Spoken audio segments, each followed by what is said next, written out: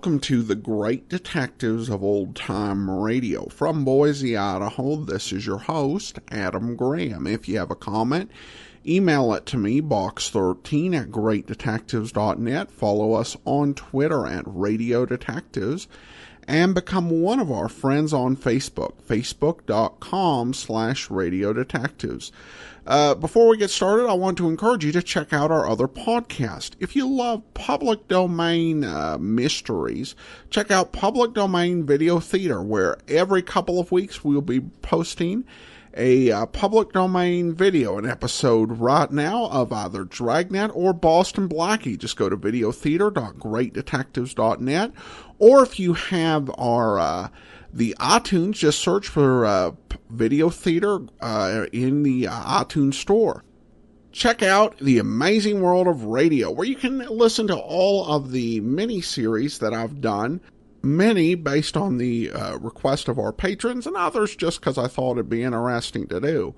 Among the items we have there, we have the Old Time Radio Hamilton, we have a variety program, and we also have our Summer of Bogart and our recently completed series of Les Miserables starring Orson Welles. And check out my newest podcast, the Classic Comics Podcast, where I review various graphic novels and trades looking for the classic comics in the universe. That's over at classiccomicsguy.com.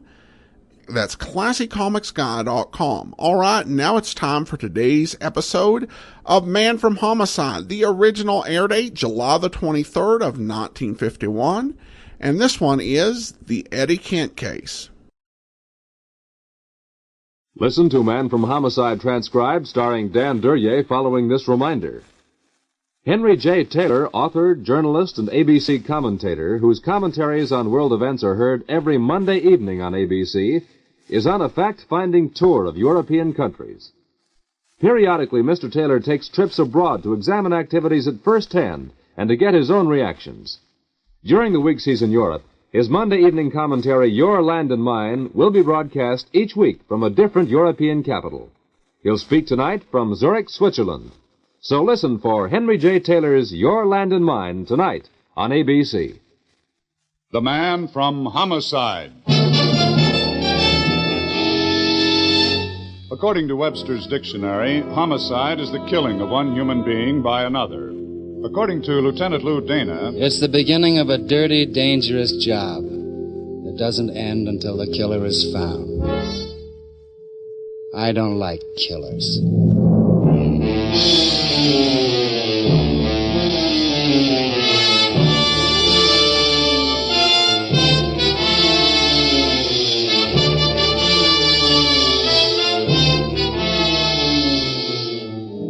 every week at this time, the American Broadcasting Company brings you transcribed the star of stage and screen, Dan Duryea, as Lieutenant Lou Dana, the man from Homicide.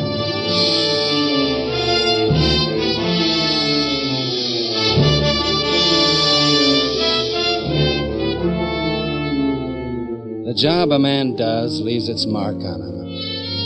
Generally, you can spot a doctor, a lawyer, a butcher, a baker, half a block away. But what kind of a mark is left on the men who work out of homicide? Dave carried his 300 pounds into my office at headquarters. It had been a long time since he pounded a beat. Lou? Yes, Pappy? Martha Kent has come home. Martha Kent? Yeah, she was spotted coming in the Cleveland train, picked up, and... Where is she now? Her apartment. Couple of men are covering. Now all we gotta do is let a little time pass, and we've got Eddie Kent, Lieutenant.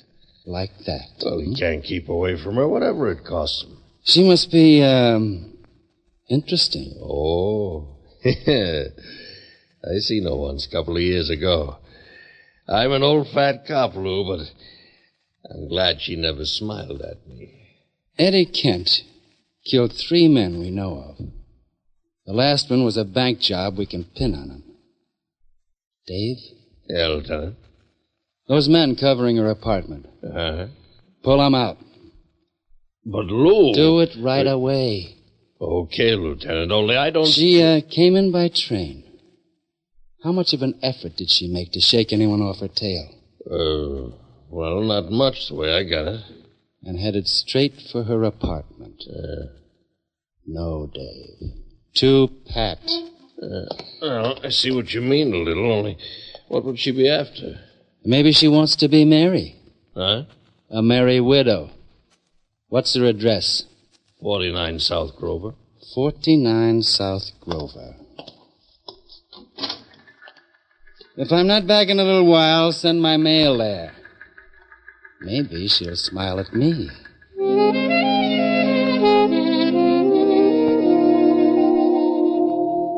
I spent the trip to South Grover thinking about Eddie Kent.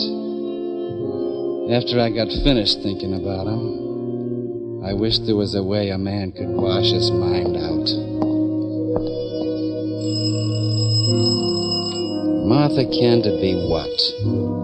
Something shrill, in heels an inch too high, brassy hair, a runway figure?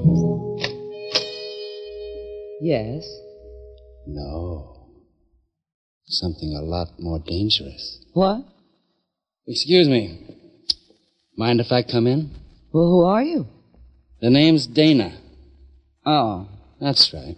Lou Dana. There's nothing much I could do about keeping you out, is there? Nothing much. Come in. Well? Eddie in? You should know. Don't your men tell you things? I took 'em off you. You did what? Sent 'em back to the precinct. Why? Their feet hurt. That was very kind of you. Thanks. Eddie isn't in. That's too bad. Do you plan on waiting for him here? No. Do you? That's all, Lieutenant. Mrs. Kent, does Eddie know you don't, care anymore? Why not ask Eddie? Because he doesn't know. That was when she turned her back on me. Being a cop blunts the finer sensibilities. I only noticed her stocking seams weren't crooked. I'm tired. I'm going to bed.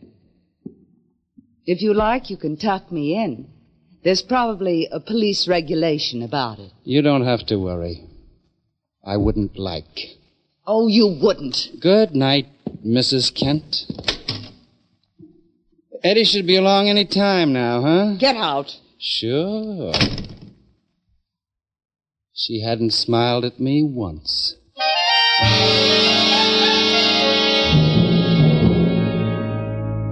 Cops in hallways are a natural. I didn't enjoy it. I stayed with it an hour and then moved out. There'd be two of them, one for the front, one for the back. I took the back.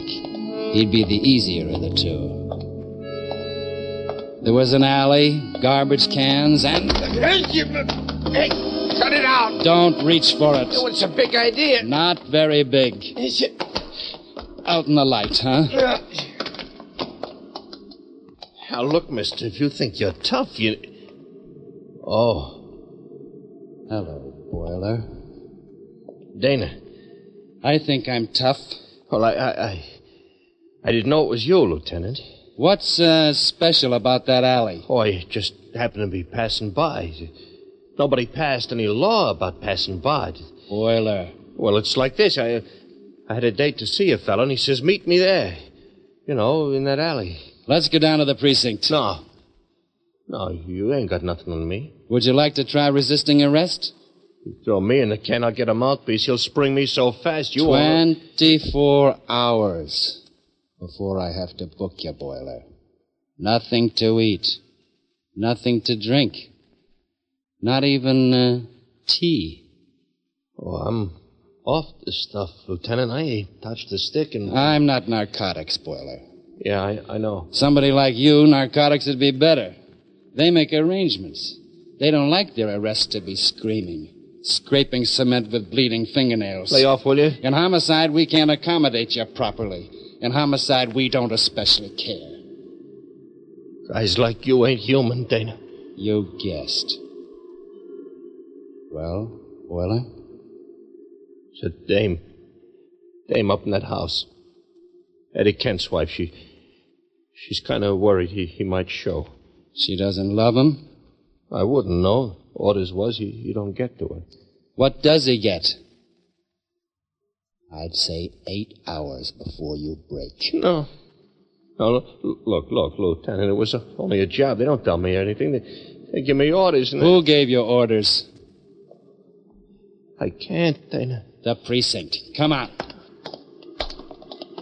Hey, look, Lieutenant, I start spilling to cops. What would my life be worth? What's it worth now? Okay. It's McGrath. McGrath, huh? Yeah. Good night, Boiler. You won't tell him that I... Oh, what's the use? He'll know. You don't care what happens to a guy, do you, Dana? Not if he carries a gun. That's only in case Eddie was to get A tough. man with a gun, all he's got to do is crook a finger and he's a killer. I don't like killers. Good night, Boiler.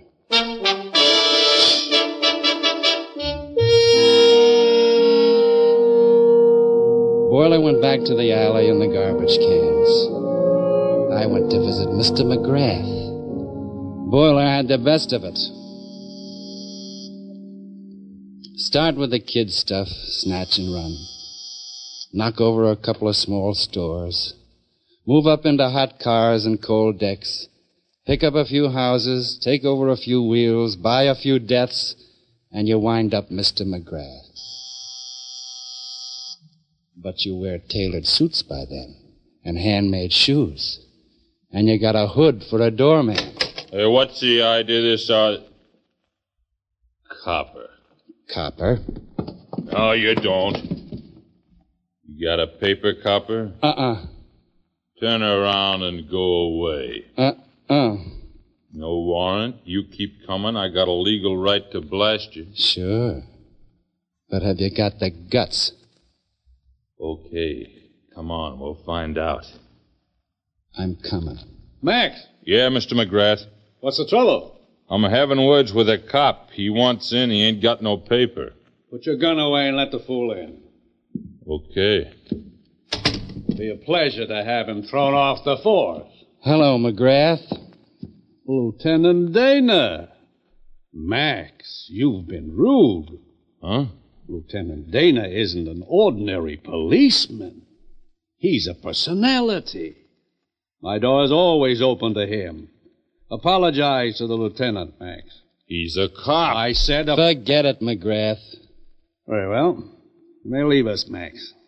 Okay. Max is a trifle crude, I'm afraid. Have a drink, Lieutenant? No. Never drink on duty, huh? I wouldn't like your brand. Not raw enough, I suppose. I got work to do. Haven't we all? What's half of $80,000, McGrath? $40,000? That kind of money worth a death? I haven't seen the latest quotations. Eddie Kent knocked over a bank 2 months ago. Killed a guard and collected $80,000. He had help. Indeed. $40,000 for Kent. $40,000 for, the help. Seems equitable. How do you share the death?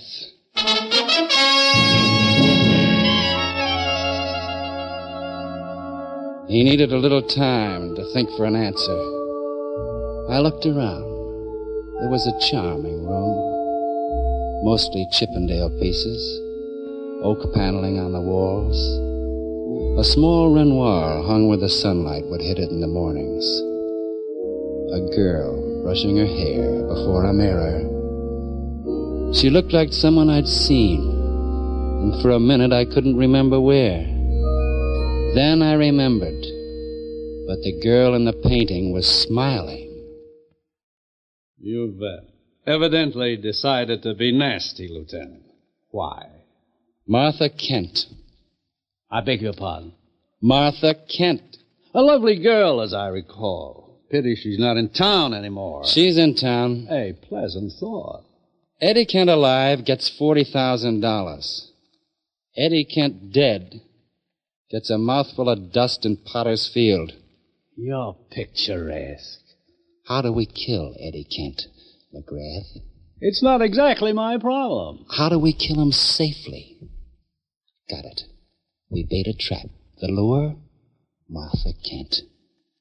Fine. Eddie goes for her. How does that kill him, though? I couldn't say. We make sure the cops know where Martha Kent is. We fake it a little, so the cops think it's their own idea. They stake out. Eddie makes a beeline for her lovely arms. Runs into a couple of cops. So? You picked us to kill him for you. No, be careful. I'm very careful.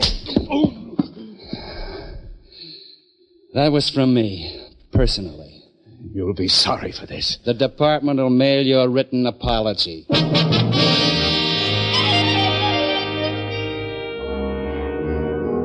Headquarters was where I'd left it.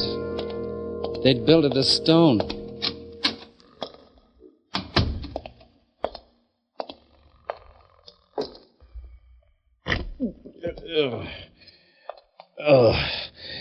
Hi, Lieutenant. You got out of that one fast. Who was asleep?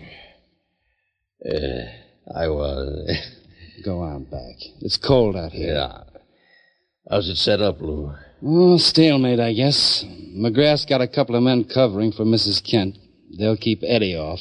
McGrath, huh?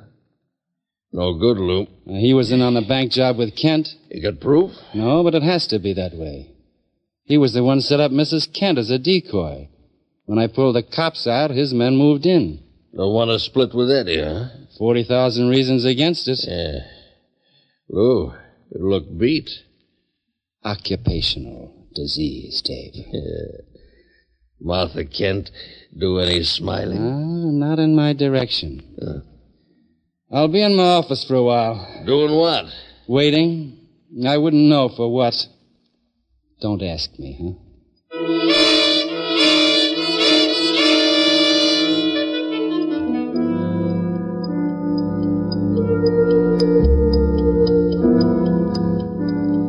I waited. I thought it might be nice if I had a Renoir. It could be a small Renoir on the wall. I thought what Captain Kowaleski might have to say on the subject. I decided I'd settle for the dirty plaster. Why don't you go on home, Lou, huh? It's an idea. Nothing's going to happen tonight. Oh, I suppose not. I feel restless. You slap McGrath around? Only once, Dave. Oh, you're improving. You could still find trouble that way. Well, he was trying to buy a killing from us. Yeah. You take it too hard, Lou. You'll never get fat like me. Too bad. I was looking forward to it. Go on home. I'm going. Lou. Yeah? 49 South Grover ain't on your way home. What makes you think I might be passing there? Bet you my pension against a peppermint lifesaver. Pappy, I don't like peppermint.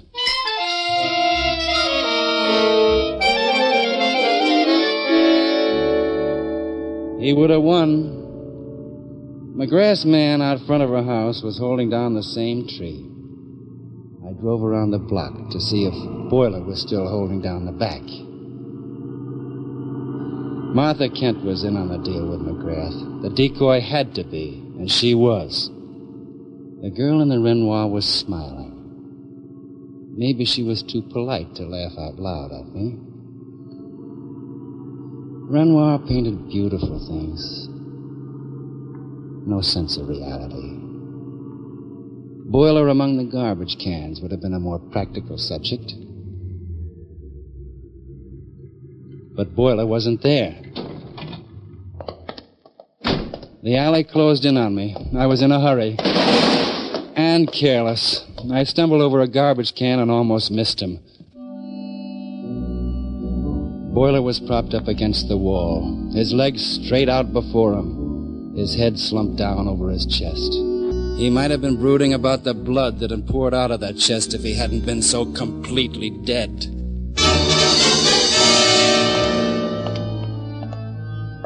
I left him there. I wasn't in a hurry anymore. He'd been dead some little while.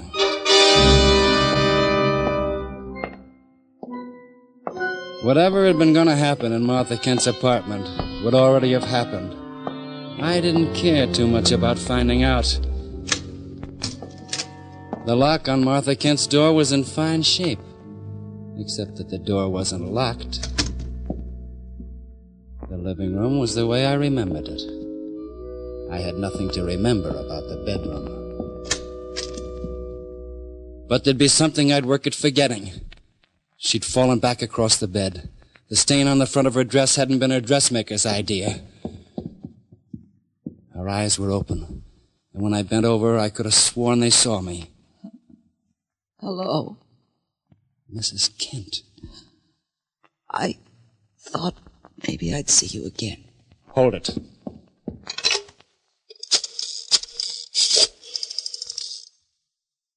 Operator, police emergency. Lieutenant Dana. Get a doctor to 49 South Grover, apartment 3C immediately. Got it? Yeah. Lieutenant. Better not talk.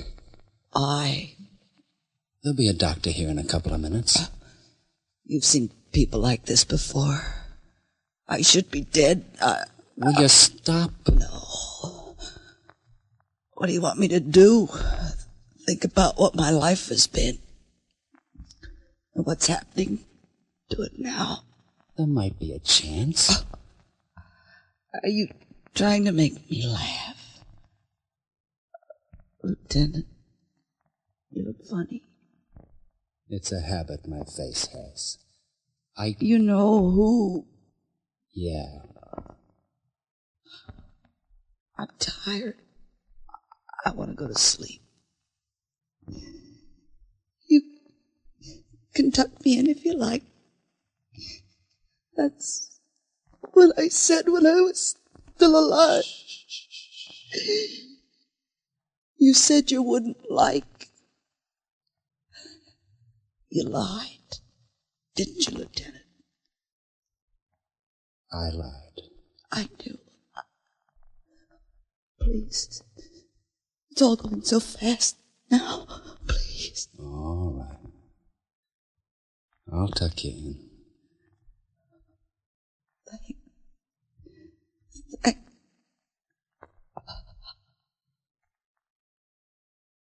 Good night.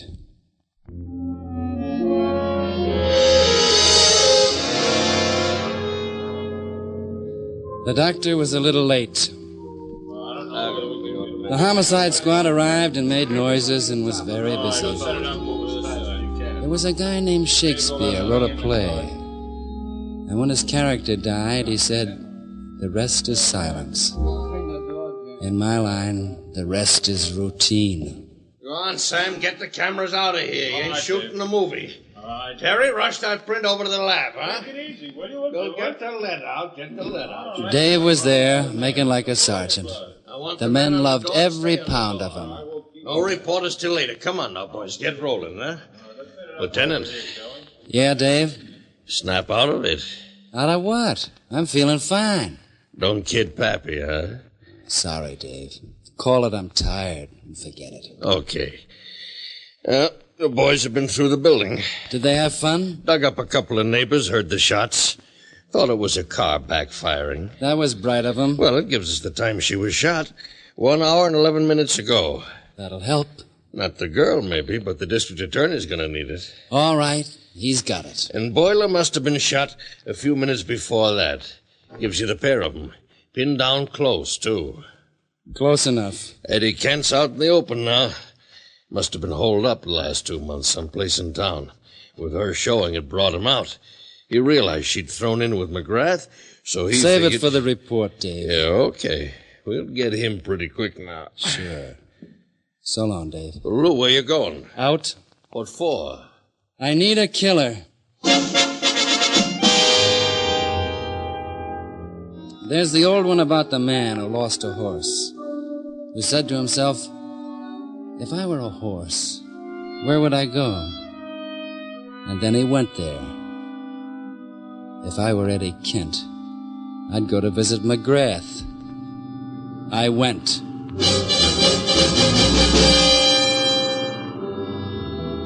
It was a nice night. The only thing wrong with it was people. There was a car parked outside of McGrath's house. It pulled away as I came up. I didn't have the patience for a chase, so I cut my wheel and slowed it up. Max was climbing out of the other car, tugging at his pocket. I discouraged him. He fell down. I got the gun all the way out of his pocket. 2 bullets gone. Within very recent history. There was nothing else that moved in the car.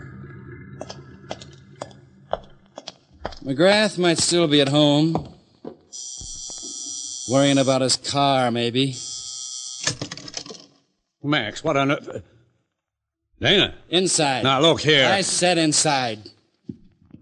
All right. What do you want? Your car's in a bad way. Oh? Well, that crashed. Yeah, I'm a careless driver. You could be drunk. I could be. That won't help your record any. You really think I'm drunk? If you're not, you're insane. Oh, no. We just haven't met professionally before. Max, was he hurt? He'll live. I'm going to call a doctor for him. No. Now, look here. This is a completely preposterous. Something bothering you? I haven't anything further to say to you, Dana. One man's opinion. Yours. I don't share it. You must have... you must have looked into the car. I did. Well, that can be explained easily. Explain it easily. Eddie Kent was a killer. He apparently thought his wife and I had been a little too friendly. Had you? You know how it is, Lieutenant. No. Anyway, he came here, threatened to kill me, so Max beat him to it, that's all. It was a case of self-defense. Would stand up in any court. Sure. So there's no reason to act the way you are. Where was he delivering the body? To the aquarium? Well, you see, Max's record isn't too good. He was afraid the police might not readily accept a self-defense plea. He wanted to dispose of the body. I tried to persuade him not to, but I failed. As a matter of fact, I was just about to notify the police myself. Uh-huh. I think you'll find the bullets in Eddie Kent's body came from Max's gun. I know they did. Well, we can relax, can't we? I've been relaxing for hours.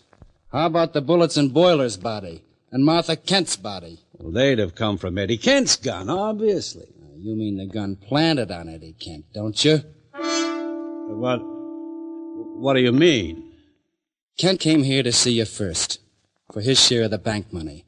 Kent died here. Max took care of that. But you still didn't own that $80,000. There was Martha Kent left. You saw a nice piece of business opening up. Oh, you're dreaming. A cop's dream. So you headed for her apartment. You had to dispose of Boiler. He knew too much. You couldn't afford to have him around. And then you went upstairs and ended the partnership between you and Martha Kent. You came back, planted the gun you'd used on Eddie Kent, and instructed Max to dump his body where it wouldn't be found for a while. That way, no medical examiner could prove Kent had died before his wife. Well, that's very ingenious. You've got nothing to base it on. I've got Kent's body. Ah, good lawyer. I've got something else. An unlocked door. What does that mean? Martha Kent's door was unlocked when I got there, and the lock hadn't been tampered with.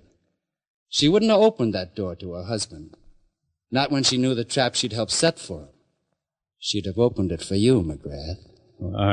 You've been fumbling in that desk long enough. Bring the gun up.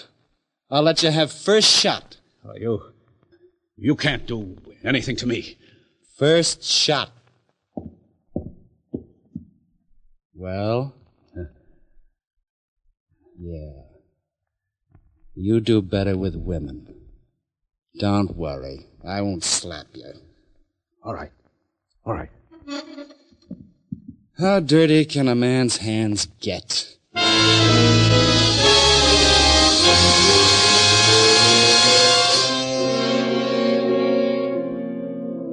They train you to make out a report when you're a cop. You learn how to put all the facts down in proper order, the names and the times and the places. You do it, and you sign your name, and it's a job that's done. Except where would you mention the fact that a dying girl's last action had been to smile at you? I don't like killers.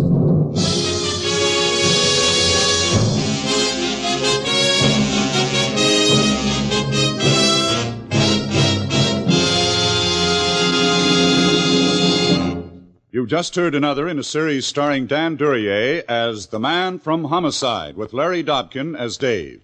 Mr. Duryea can be seen starring in Al Jennings of Oklahoma. In tonight's cast, you heard Gloria Blondell as Martha, Herb Butterfield as McGrath, and Barney Phillip as Max. Music was by Basil Adlam.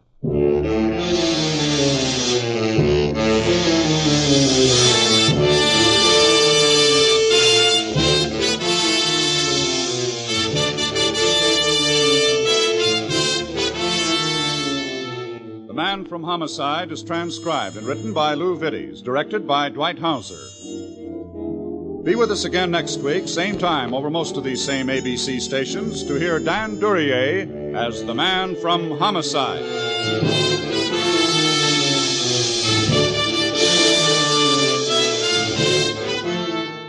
America is sold on ABC, the American Broadcasting Company.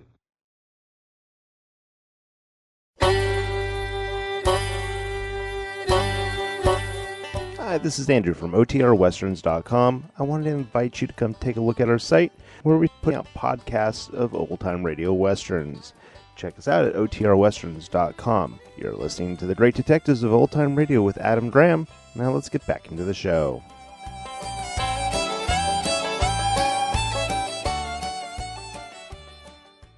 Welcome back. Well, the big question that episode left me with was whether Lieutenant Dana hated peppermint as much as he hated killers. Overall, an interesting episode. I should note that this episode actually comes after all of the existing episodes that have been played, so we get to see what developments they make to the character of Lieutenant Dana. And I do think there are some signs of humanity and tenderness in the character that can often be hard to find, I think, in the other episodes.